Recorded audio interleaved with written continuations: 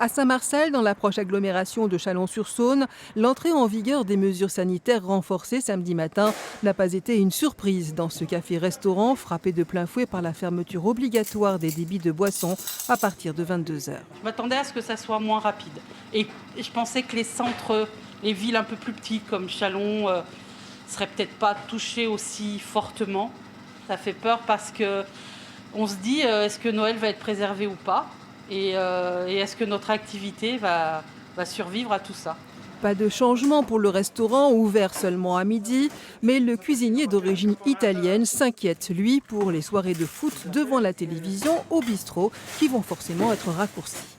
La semaine prochaine, pour les prochaines 4 semaines, en plus il y a la Champions League, il y a les matchs de foot et tout, donc les clients qui vont venir pour voir le match, fermeture à 22 heures, on ne peut pas garder le match sur la première mi-temps. La deuxième mi-temps, ils vont rentrer à la maison.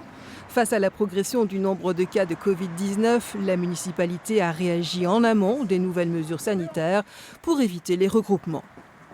Nous avions, déjà à Saint-Marcel, interdit la location des salles municipales aux particuliers. Nous les avions simplement dédiées aux associations pour leurs assemblées générales. Donc nous allons poursuivre de la même manière. Les mesures sont respectées à Saint-Marcel. Et de fait, le port du masque obligatoire, les mesures de distanciation physique sont devenues habituelles. À Chalon, ce restaurateur a constaté que les clients y sont très attentifs. C'est plus rassurant, oui, parce que maintenant, je pense que maintenant, on est passé dans une phase que les gens sont plus conscients du Covid et ce que ça peut engendrer dans le futur si ce n'est pas respecté.